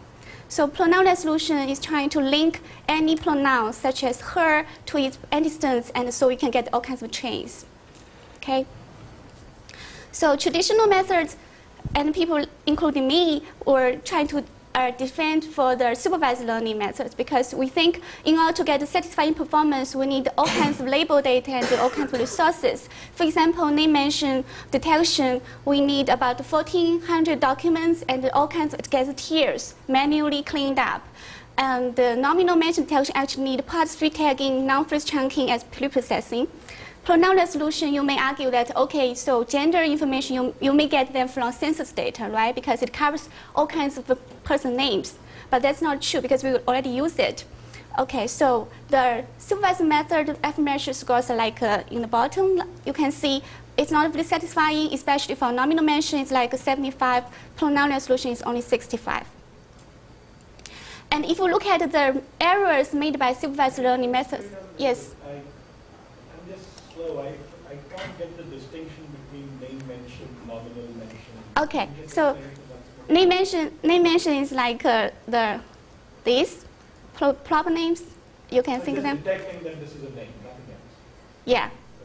And nominals are the remaining common nouns, common noun phrases, which are not particular proper names, but they also refer to person entity. Okay. And then so basically the name mention detection task is simply to say, given some running text, this word is a mention of the name. Yeah. This word pair is a mention of the name. Right. Like in the Gerard. Right. Right. So it's both the span and tagging it as a name. Right. Okay.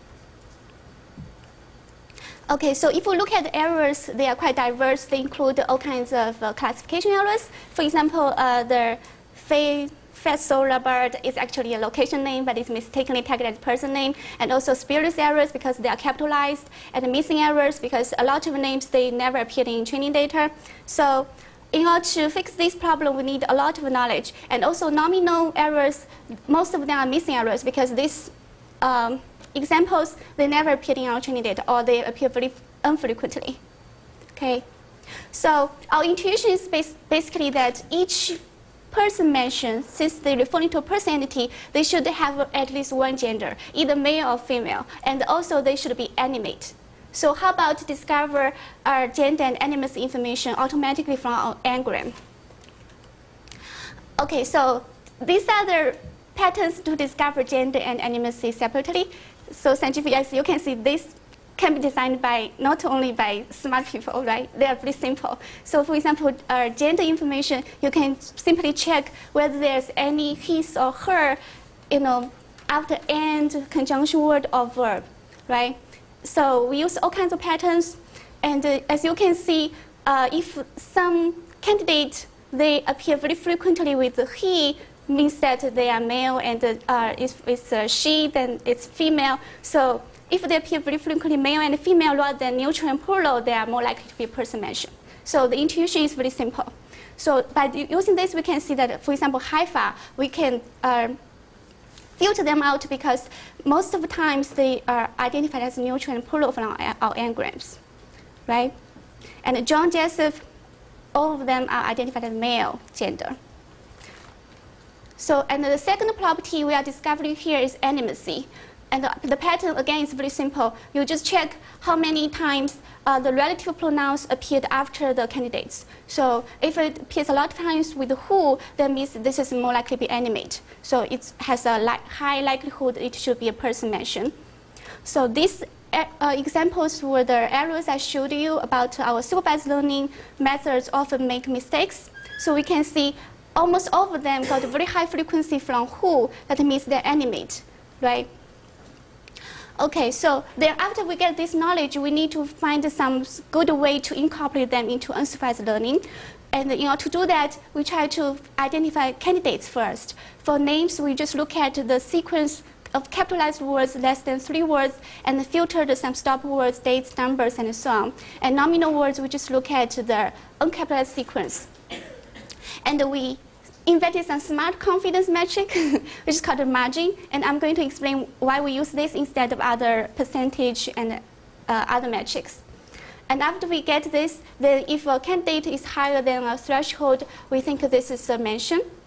And because some candidates, not all the whole sequence appeared in our engram because engram is quite short. So in that case, we check each component. If, for example, if we look at this example, it includes like 4 tokens, although not all of them appeared in our engram data, but if part of them are have very high confidence, we trust that this should be a mention.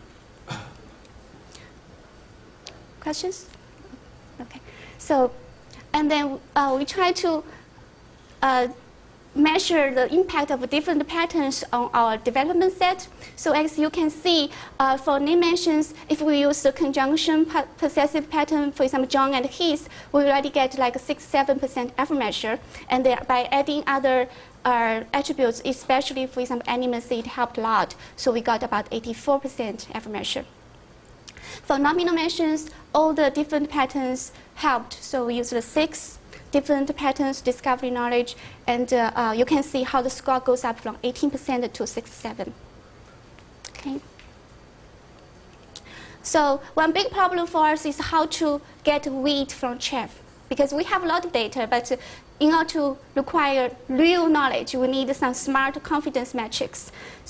At the beginning, we thought, okay, the most natural way is try to check the percentage. If the percentage of the highest frequency among all the frequency is larger than some threshold, it should be a good indication. But actually, it's not. So you only get about 40% if we use this metric.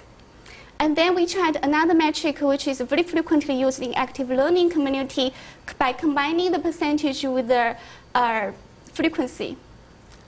Margin with the frequency. So in that case, we got improvement, but it's still not very satisfying. And then finally, we gave up frequency. We just use the margin, try to check the highest frequent one and the second highest frequent one. And then this point gave us the best performance on development set. So you can see the performance is also very different by using different thresholds. And in order to check the reason, we found that actually the frequency information give us a lot of noise because words like under, there, although they never should be a person mentioned, but they appear very frequently with male, female, gender, and animacy. Okay, so after we get these optimized parameters, we try to apply them to blind test set. We use about 50 documents. This includes about 550 person names and 900 nominal mentions. As you can see, compared to a supervised model, we got comparable results. So we cannot argue it's significantly better, but it's still very promising because we didn't use any label data, any manually cleaned up guest tiers. Okay, so far you can see we got person name mentions and also pronoun, gender information. So it's very natural to see how much we can improve co-reference resolution. Because co-reference resolution is much more complex task, it needs a lot of global context, discourse, reasoning, and so on. So we don't believe that Ngram can solve everything. So that's why we try to use this as post-processing of supervised learning methods. So we use two rules. One is that if the candidate and the pronoun, they don't agree on the gender, we remove this link. So for example, Century Fox is mistakenly linked with he, but from our gender knowledge from Ngram, we can see it's actually a neutral gender, so we can remove this link. And on the other hand, there are a lot of, although female mentions didn't appear very frequently in news articles, but the supervised model missed a lot of them. So for those cases, we try to find the closest candidate by checking the frequency from Ngram.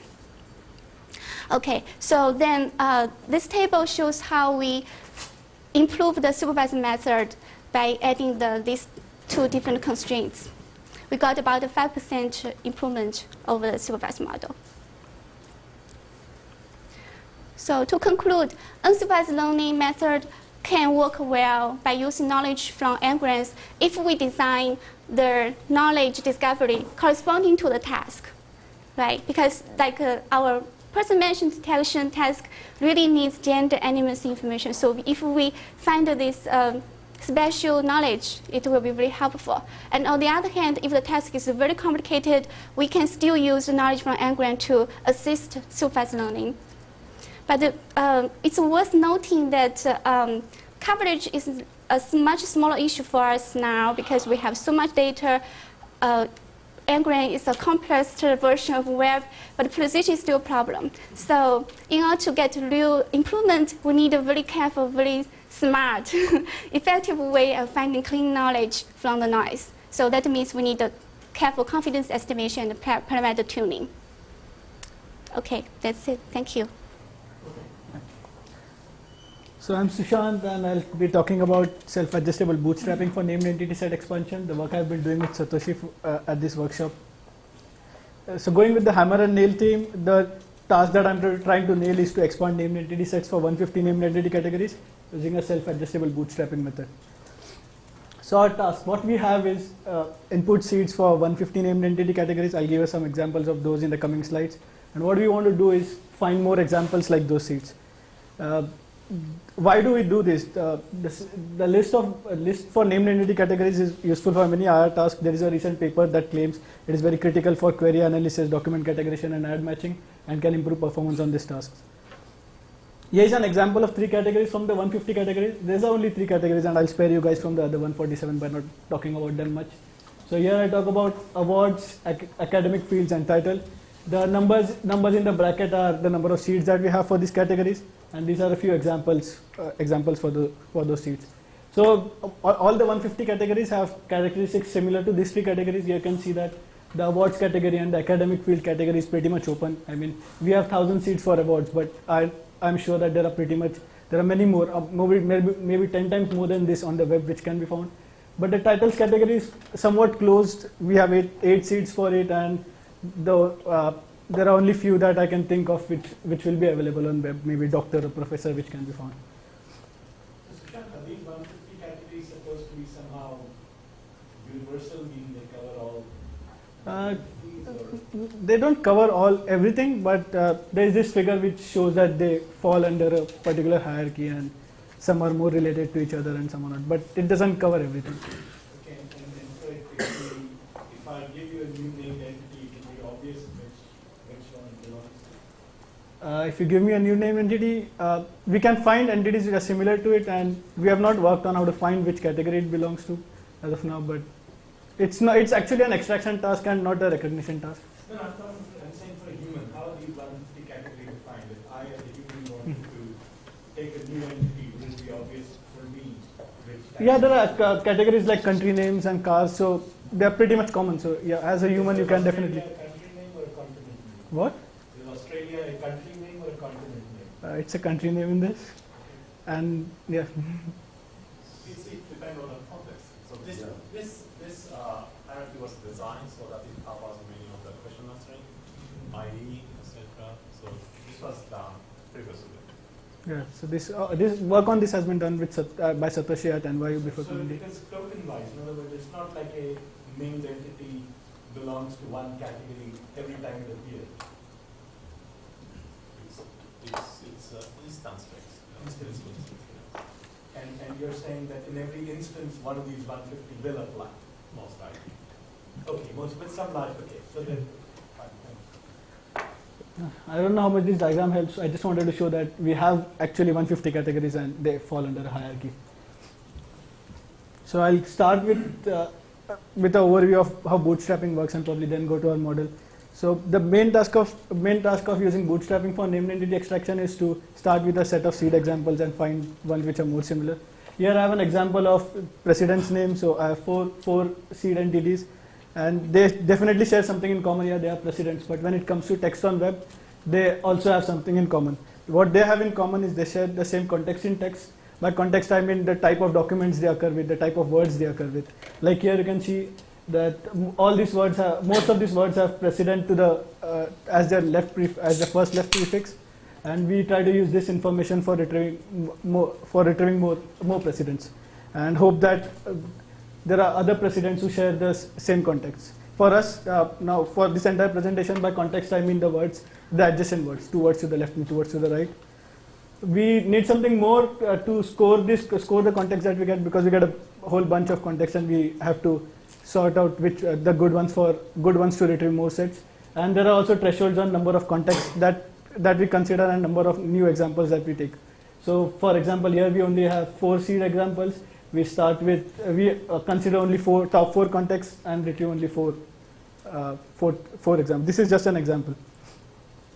So if everything was as easy as this algorithm, then what are we trying to solve here? The biggest problem we have is we deal with 150 named entity categories, and through our initial experimental results, we observed that different named entity categories need different parameter settings in bootstrapping. These categories are diverse, and there are many variations with terms to how they react to a particular parameter setting. Like academic field has a small number of strong contexts, like department of, professor of, while company or organization number has a large number of weak contexts. If you find a named entity which ends in an award, it is more likely to be categorized under the award category. So such prefixes and suffixes can be useful in improving the performance. And there is one peculiarity about the nationality category that we have, that more than 90% of the seed examples are of length 1. So we believe that this information can also be useful when categorizing, when we try to extract new named entities. So it's like we have a set of hammers, we have a set of nails, but we don't know which one works well with which. But obviously we can pick the biggest one and use it on all nails, but that's not the best way of doing it, right? So we try to find. These are just in the seeds you have. Yeah. You said 90% of the time. But then 90% of the time it has length 1. And again, we have seeds ranging from 20 to 20,000. So for most of the categories, we have a lot of seeds, so we tend to trust the statistics that the seeds give us. So what do we do? For this, we came up with we borrowed the machine learning approach of dividing our training data into 80% and 20%, and using the 20% to optimize the parameter setting that we have, and use it with bootstrapping. So here is our approach. I have been talking about parameter settings. So what parameters are we actually looking for? There are 3 parameters that we try to adjust. One is the one with the context features, the prefix and suffix features like awards that I spoke about, and the length features. We then use weighted linear interpolation of these 3 functions, and for optimization, we use total reciprocal rank. I'll go through each one of them in the coming slides. So context features. So what are we trying to adjust with context? Now, when we use the seed examples to get context from the web text, we use scoring formulas to score the context and targets and take the top few ones. So the scoring formulas that need to be used for context and targets vary with the category that we are working on. Then again, the number of contexts to be used. I mean, at times we take top 100 contexts, at times we take top 200 contexts. So those need to be adjusted based on the category. So these are a few scoring formulas that I've listed here. There are many more, and it's again the hammer and nail problem. We try to find the right one for the right category. All these formulas are basically based on 3 statistics. It's that we get from the n-gram data. It's co-occurrence frequency of targets and contexts, the number of target types co-occurred with the particular context, and the corpus frequency of the context. Then I move on to the suffix and prefix features. So here are a few examples. Here are these 4 categories that I'm talking about: awards, lake, bridge, and bird. So and the obvious thing to observe here is the text in green. So most of the awards, like I said before, end in awards or prize, and there are 19% of seed examples amongst the seed examples that we have that end in award.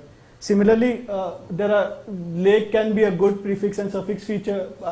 A suffix feature for the lake category.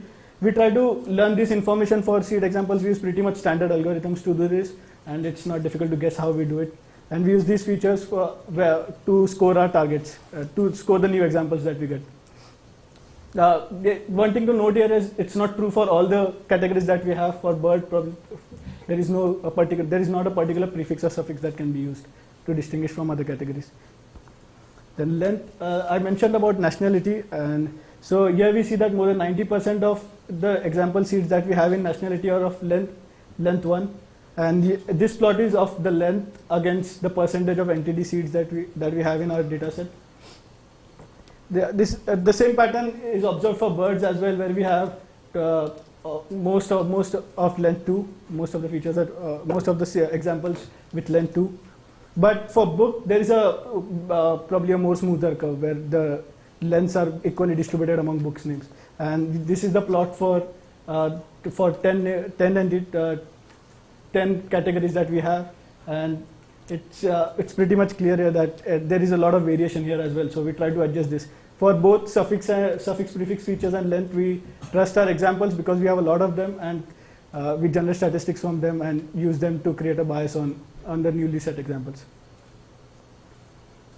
So the optimization function we use is total reciprocal rank. The basic intuition behind this is we want to give higher score for seeds which are retrieved want to give a higher score when the seeds in our development set are retrieved at the top of the newly created list rather than were distributed among the newly created list. This is just an example of how total reciprocal rank works. We just take the summation of reciprocals of all the seeds in the development set that are retrieved in the new example. And this is pretty much self-explanatory. So the experiments, the data set consists of seeds for all 150 entities. I said they range from 20 to 20,000, and I extracted from Wikipedia list pages and other list pages. Then there is a table with the examples of named entity seeds, and the only thing I want to say is that the second column indicates the number of seeds for that particular category. The program that we use is Ngram search engine for Wikipedia, and which has 1.7 billion tokens and 1.2 billion 7 grams. So this is probably how I'm related to the Ngram team.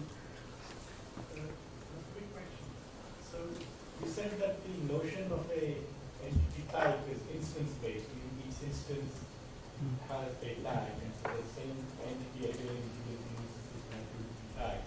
So when you say you have seeds, so the seeds also are there for instances, right? The seeds have been created by using the Wikipedia list pages at NYU. So, No, but is the seed just the entity or the instance of no, it's just the entity. That's token-based, yes. I see. So the seeds are unfortunately token-based, they're not instance-based.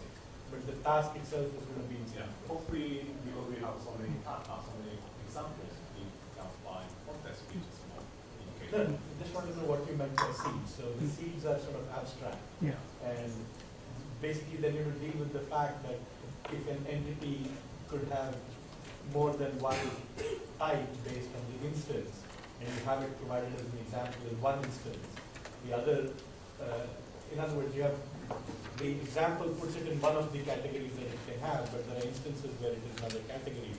They'll add noise to your initial seeding, and so you'll hope to bootstrap out of it. Are these seeds, say, chosen by you in a way that they are most likely not unweak, or?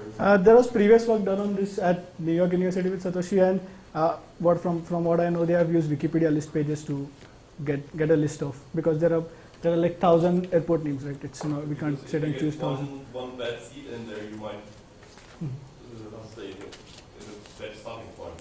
Yeah. So no, it was created manually. The seed of 1,000 set of airports was created. So we didn't start with a seed and find others. Machine learning technique you use to learn the ways for your We just used the 80%, 20% divide, and we used the only thing that we borrowed from machine learning was divided our training data into 80% and 20%. So there's nothing else that way. So we have our we have those scoring formulas that I showed before, and with the other optimization functions. So we are not using any machine learning technique yet. what's called? So there is scoring functions. There is a list of them, and Okay, so you have all this. I thought these were featured, but you're actually using them as. yes, for scoring context and targets. All right, okay. Thanks. Yeah, so to again just emphasize the point that different parameter settings work best for different categories. Here we have some examples of TRR scores. So we can see from here that the combination of formula 2, and a threshold and context of 200 does well for academic category, but it doesn't do that well for bridge. And the similar trend is observed for all the categories.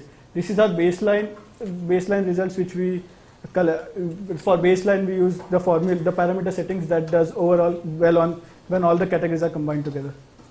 So I have a few results, and a few results for bridge category. We get a 10% increase in F score compared to the baseline, and for academic we get an 11% increase.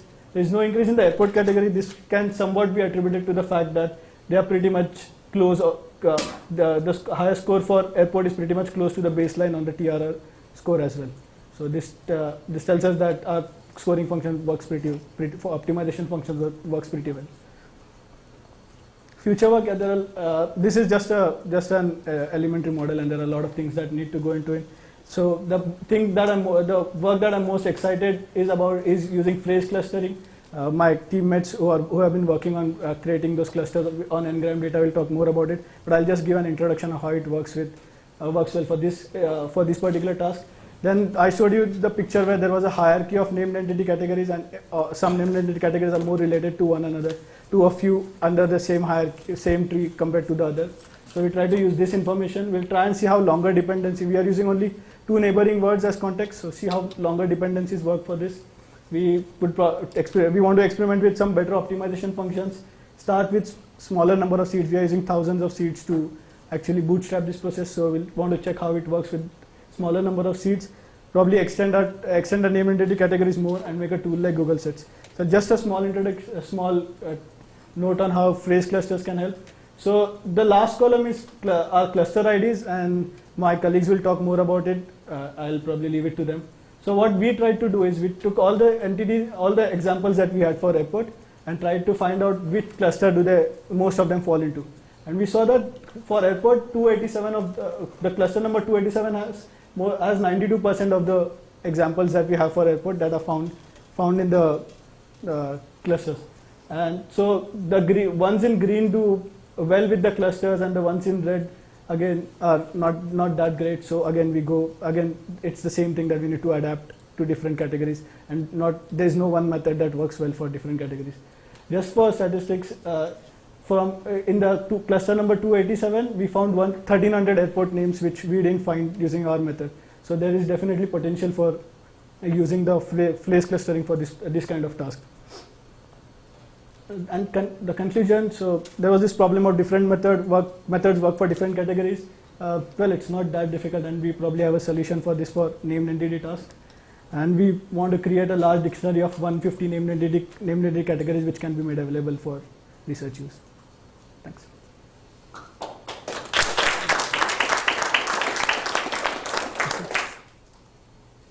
So you heard a talk before on compound noun clustering. Okay. Was that integrated into this? I couldn't help noticing that the airport names were mostly compound nouns. Yeah. So no, we have not tried using both of them, but there's definitely potential for that as well. One more question, if necessary. Otherwise, well, we're exactly half an hour late, and thank you very much. And we'll reconvene at 11:10.